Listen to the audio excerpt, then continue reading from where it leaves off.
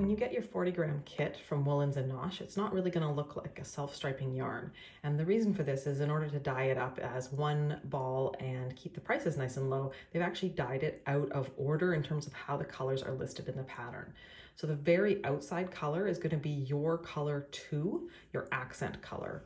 And then if we unwind it a bit,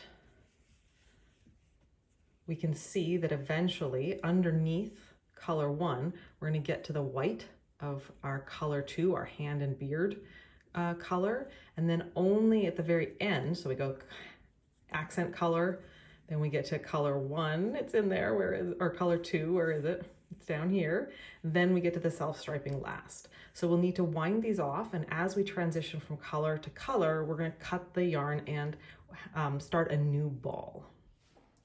Okay, so you're going to get your yarn set up, you're going to clip the ties, you're going to get it all set, and you're going to wind it off. And then the trick is going to be to be able to tell the difference between the light green or your first color and then the second color, which is white, and light green to white is a pretty subtle transition. But just keep an eye out. As soon as the transition happens, cut the yarn, pull it off, start a new ball with that color. The color change between the white and the self-striping is pretty strong, so you'll notice that without a lot of trouble. If you don't have a ball winder and a Swift, don't worry about it. I do also have a tutorial for how to wind center pull balls by hand if you'd like to do that. They don't have to be center pull ball, but that's just the tutorial I've got.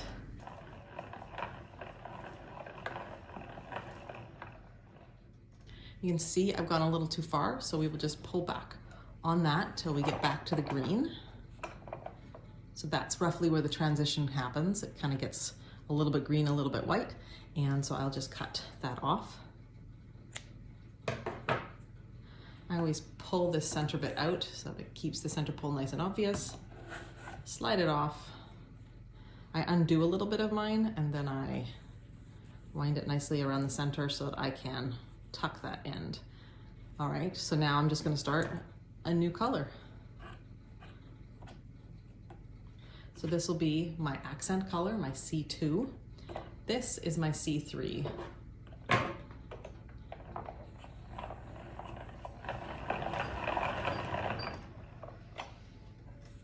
And you can see there, pretty obvious, we've got a new color, so let's pull back.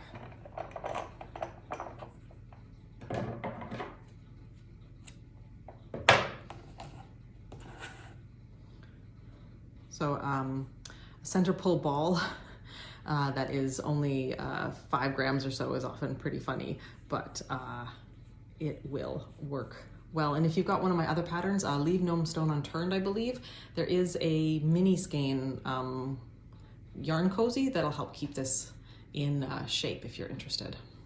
And then we'll wind off our last color.